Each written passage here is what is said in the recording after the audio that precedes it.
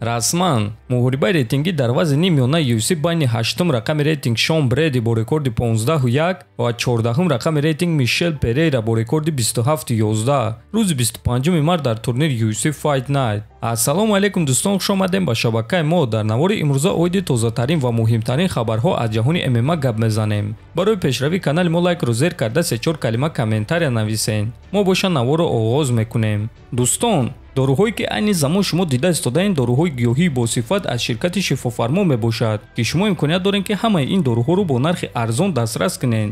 доруҳо барои хунукзадагӣ ва қавӣ кардани мардонагӣ, барои фарбе ва харобшавӣ, барои ришу мӯйсарбарорӣ, барои дарди дил, дарди мушакҳо ва ҳамчунин равғани сиёҳдона ки пайғамбар саллаллоҳу алайҳи васаллам гуфта буд ки ба ғайр аз марг ба ҳамаи дигар дардҳо даво мебахшад. худи ҳозир ба номерҳои дар рӯи экран буда занг зада доруҳои даркории худро харидорӣ кунед ва ҳатман аз номи канали Паҳлавон гап занед. ҳамин гуна шумо ҳам доруҳои даркории худро ба даст меоред ва ҳам канали моро сахт дастгирӣ мекунед.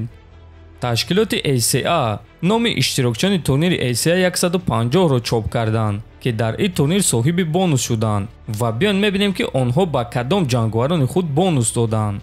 бонус барои баромади Шом Беслан Ушуков, бонус барои фавран ба анҷом расидани муҳориба Астемир Нагоев, Никола Дипчиков, Эли Кадиров, Филиппе Форес, Гаджимурат Хирамагомедов ва Артём Резников. аз сабаби вазни даркориро накардан ба Аъзам Ғафоров бонус дода намешавад, навиштааст ташкилоти ACA. хотиррасон мекунем ки дар ин турнир Аъзам Ғафоров рақиби худ Азамат Пушуковро бо як зарба ба нокаут равон кард. аммо чӣ гуна ки мебинем аз сабабе ки Аъзам Ғафоров вазни даркориро накардааст ба ӯ бонус надоданд. бале дӯстон, ӯ вазни даркориро карда натавонист, аммо нокаути Аъзам аз ҳама нокаути зебо ва дурахшони ин турнир буд ва ташкилот метавонист ки ба ӯ низ бонус диҳанд. аммо ҳеҷ гап не, асос ғалаба аст ки барои Аъзам чунин ғалабаи дурахшон зидди чунин рақиб хеле муҳим буд ва мо боз як маротибаи дигар Аъзам Ғафоровро барои чунин ғалабаи дурахшон табрик мекунем.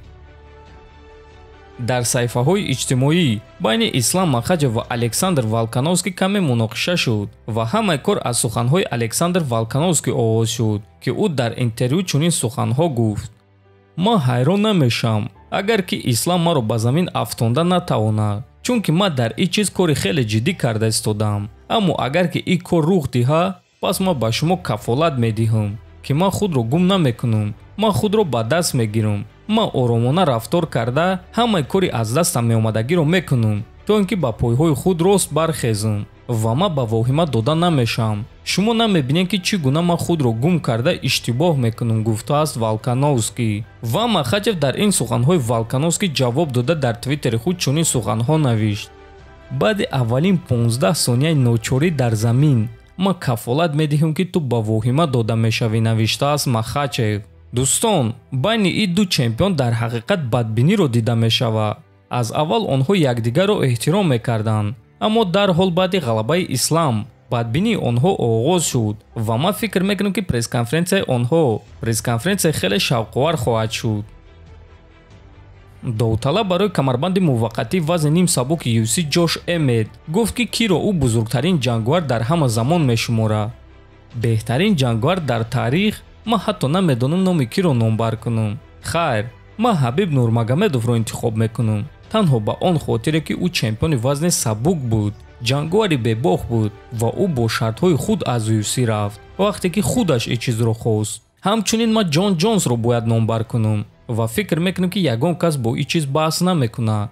агар ки Ҷонс як хатогии беақлона намекард, пас айни замон рекорди ӯ низ бебох мемонд. барои ҳамин ман Ҷон Ҷонс ва Ҳабиб Нурмагомедовро беҳтарин ҷанговар дар таърих мешуморам, гуфтааст Эммет. дӯстон, худи шумо киро беҳтарин ҷанговар дар таърих мешуморен? фикротонро нависен, ҳатман дар канали мо обуна шавен то боздид хонободу сарбаланд бошен.